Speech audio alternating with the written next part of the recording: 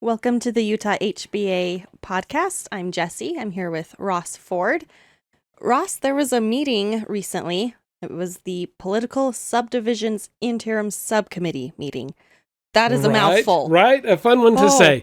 No, so and maybe to talk about what that meeting is first so everybody understands. Here in Utah, we have a part-time legislature. They meet during the winter, January into March. They do that every year.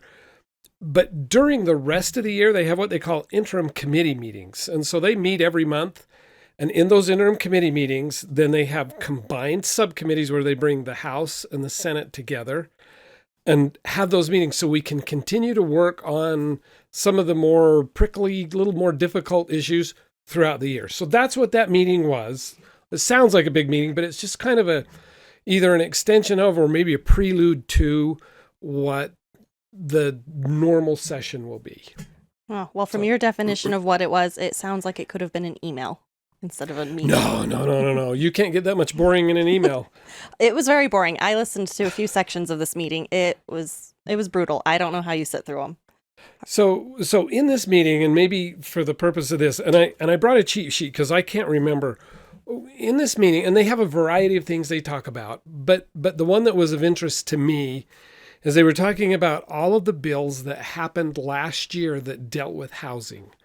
And so they got reports on that. How do they work? What are they? And I had to bring the cheat sheet because there's, 6 or 8 of them. So and I can just tell you, anybody that wants to, if you're really bored, go pull it up online and you can look at them. So there's Senate Bill 168 that dealt with modular housing and what we need to do in the state to get it so we can build modular housing. Because there were just some changes in the law. Some of the codes had to change.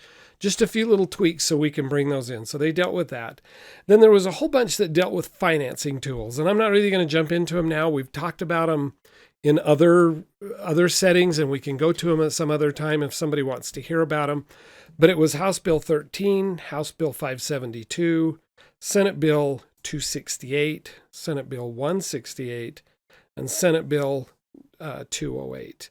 And they all were just different proposals and ideas that people had that would help with financing to keep housing moving, to get stuff going.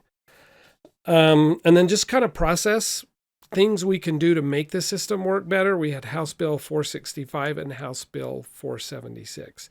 We also had a couple of bills that dealt with the codes, the building codes, but these were kind of the specific policy bills. So that's what they were talking. They were getting a report on that, getting the legislature, because there were so many bills that they hoped to get kind of somebody to gather them all in one spot and go, okay, here's what they were and here's what they did. And that's what that meeting was all about. I saw stuff in the meeting about zoning. Now, let's back up and talk about what is zoning. Because when I think of zoning, all I can picture is a sprinkler system and how you have different sections, but on a much bigger scale in a city. What does zoning mean? Well, actually, that's a great analogy. That works. It is. It's we look at the city, and the city planners will zone the city into different sections, and kind of the same thing. That if your sprinkler analogy, let's stick with it because I really like it. If you have a flower garden and you're going to put it on a drip irrigation, that zone would use a different amount of water and be on for a different amount of time than if you had a section of grass. So zoning for the city is the same thing. If you have an area that you want industrial, you're going to have a lot of heavy trucks coming in. You're going to have a lot of big warehouses and things like that. You want that zone different than where you're going to have your school or your houses or things like that. It's different use. It's louder. We want to separate them. That makes sense. How big are zones typically? I don't know that there's a typical size for zones. It depends on the city. It depends on what they're going to use. Some cities are, and I don't know that it's an official term, but it's kind of a term of art we use, that they're a bedroom community. So they're a community that has almost no commercial, probably zero industrial, that they're just kind of residential. All they are is just housing. And so for those, it would be a big zone because it's all housing. That's what it would do. If you have some that are split up and you go to some of the cities that have a heavy industrial presence, and so they probably have a smaller housing zone, but a really big industrial zone. So it just depends on the use of the city, and they will change from time to time. It's not uncommon as a different project comes in, somebody comes in and says, hey, we want to build a big warehouse or whatever it may be. They may need to change that zone so they'll go to the city and request that change. So it's the cities that do the zoning, not the builder? Correct. So the builder will ask for it because the builder will have a great idea, or the property owner, to say, hey, here's what I want to do. But the city controls the zone. They control how that land is going to be used. They're what they call the land use authority. So your great idea of what you want to build and to bring it into that zone may mean the change of the zone. And you have to petition the city and present to them your project and say, look, this is how this benefits the residents of the city if we make this zone change, and then they have to approve it. Okay. How many houses are currently being built? Nowhere near enough. We're down on houses. It depends from year to year. A couple years ago, we got up as high as like 27,000. And when I say houses, that's any kind of residential. So that would be a townhouse or apartments, anything that's a residential unit. We're down probably more like 17 now.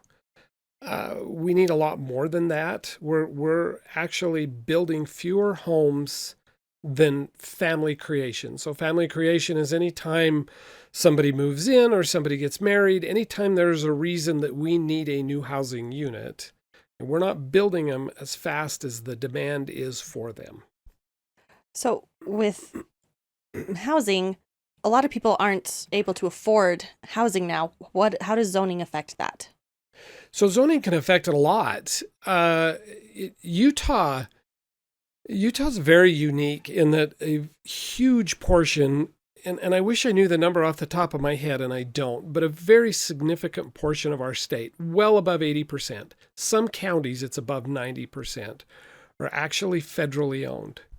So if you think of us more as California, only think of us as California for a second. It's not a good thing. We don't want to be California, but California has just the most beautiful coastline in the world, but it's very limited. There's only that tiny little strip of coastland. So the land that is right on that coast is incredibly valuable because it's very scarce. So Utah's land is similar to California in that we're very limited on the total amount of the land because the federal government owns so much of Utah. In some counties, it's as much as 90%. Overall, it's probably in the mid to 80%.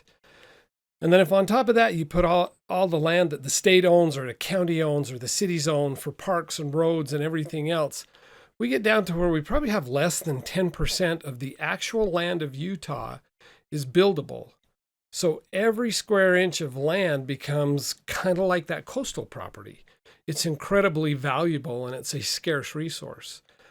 So if we zone that, if we went in and said, okay, we're going to zone all of this particular area, we want 5-acre ranchettes so people can have little horses and whatever it is they want to do, a little ranch there, then you eat that land up really, really quick. And so it because of its scarcity, increases the price.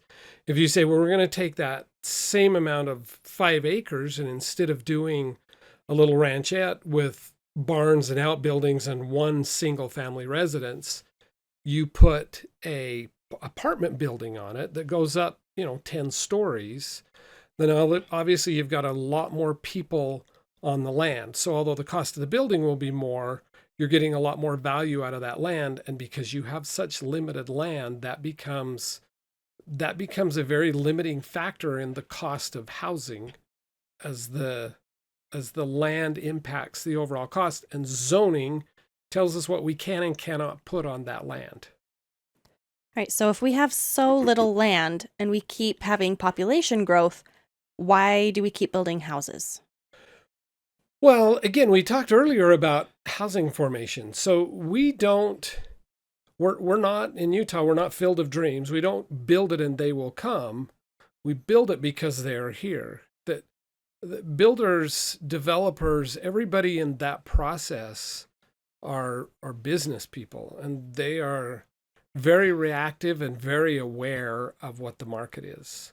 So the interesting thing about builders is if you watch them, we have a lot of builders in Utah right now that are transients, meaning they've come from other states. And there have been times in my life, in my career, that Utah's building has slowed, and a lot of my peers and even a lot of the work I did goes to other states. So because there are a lot of people coming to Utah, then there's a need for a lot of housing. So it's not that because we built the houses, everybody moves to Utah. It's because we have a lot of people in Utah looking for housing. And so that business opportunity presents itself and we build houses. What is the state government doing to help finance the housing issues? And that's what the committee was about. The boring committee. If it wouldn't have been so boring, you'd have stuck with it and you could have figured this out. No, they're trying a whole bunch of things. And Utah, actually, I shouldn't say Utah, a lot of states. Montana has done some great things. I think Utah's is probably the best. I may be biased right now, but we have what I have seen the most comprehensive whole bunch of different plans that they have floated out there and say, well, here's a whole bunch of possible solutions. And not one of the solutions will work for everybody, but some will work for some people. And different people will tie into different solutions and say, okay, let's do it. I mean, one of the big ones is the government pulled $300 million out of their investment account and said, rather than investing this into whatever the best market we can get, which may be China, instead, we're going to keep that $300 million. We're going to keep it in Utah, and we're going to invest it in housing. So if you meet a certain criteria, and they've laid it out in the law so that it really gets at what we want, if you do that, then you will have the ability to have access to this money at a lower interest rate. So it's just barely getting rolling now. What are we doing? We're trying a whole bunch of new things, and it will be real interesting to see how they all play out. And this deals with Governor Cox's mandate to build more single-family homes, right? So I'm not going to call it a mandate. I'm going to say Governor Cox gave us a real friendly challenge. It's a big challenge. It's a heavy lift for everybody. For builders, developers, cities, everybody has been asked to give something. But yes, so it's not because of his challenge. It's in partnership with it. He and my hat's off to Governor Cox. He is a remarkable leader to take such a strong stance on such a difficult subject. But he has looked it over and studied it for quite a while. And I know he has because he's met with different groups that I'm aware of and said, okay, what are the problems? And he said, okay, we've got to come up with different things. And he's tried to facilitate the meetings to say, here's how many homes we need to offset the problem. That's the challenge. And then he's worked with all the other policymakers and everybody involved and said, what have we got to do to make it so it's possible to get to that? So yeah, it's in conjunction with, it's an important piece of the puzzle. All right, so I've been seeing that corporations are buying up land. Is that true? And should we stop that? Yes, it is true, because corporations are very savvy business organizations. And again, they're smart enough to see and understand our limited land supply. And if you buy land and as it develops, it increases in value and they make money. If they develop it and they put houses on it and they rent them, it makes money. It's a good business proposition for them. So yes, it is happening, not just in Utah, everywhere, but we see it a lot in Utah. Part of a lot of these incentives that we're looking at this year, that's part of the deal, is it prohibits that. The way it prohibits it is like I told you about the 300 million. If you want to have access to that money, one of the things you have to do is deed restrict the home as you build it so that it will be owner occupied, so that it can't be a big corporation coming in and buying the home, but rather it's the state is working hard to say, no, we want our residents, we want our people, we want our new young families to be able to get into a home and own it, not rent from a big corporation. The second part of your question, should we stop it?